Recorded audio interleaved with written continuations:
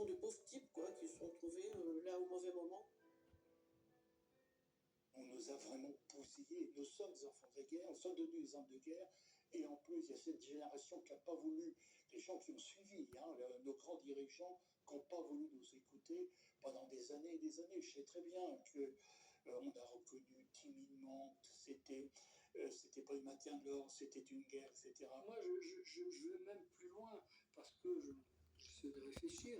Moi, je me demande si cette génération-là n'a pas foutu le bordel d'un point de vue culturel, d'un point de vue social. De temps en temps, on dit tiens, machin, il a fait la guerre d'Algérie.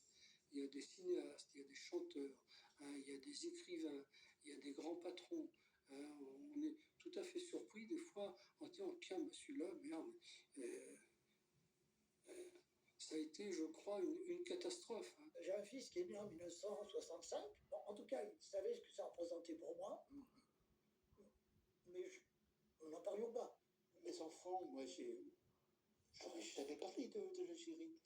Mes petits-enfants vont bientôt plus m'écouter, me poser des questions que mes enfants. Mon fils, qui était au collège, a été interrogé par son prof d'histoire géo. Enfin, il a demandé à toute la classe, est-ce que parmi vous, il y en a qui ont un grand-père qui a fait la guerre d'Algérie? Eh bien, ce serait bien que vous alliez interroger votre grand-père, que vous rameniez des informations la prochaine fois.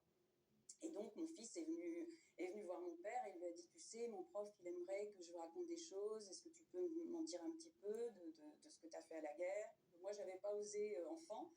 Et en fait, je pense que la génération des petits-enfants a moins de mal à aller poser des questions parce qu'il n'y a pas le même collage affectif, le même collage générationnel. Et donc, j'ai saisi ça au bon, c'est-à-dire que j'étais tellement contente que mon fils réussisse à faire parler mon père que là, à partir de là, moi, j'ai pas lâché l'affaire. J'ai eu vraiment envie qu'il aille au bout et qu'il raconte vraiment tout ce qu'il avait vécu là-bas.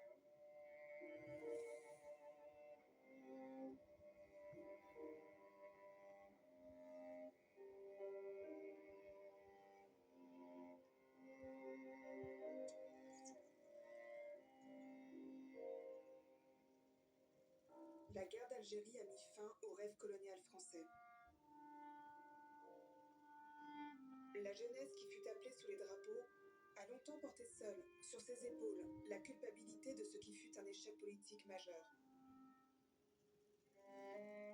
Avec la reconnaissance officielle de la guerre, les appelés ont voulu réinscrire leur vécu dans une histoire complexe, multiple et toujours en mouvement. En brisant le silence,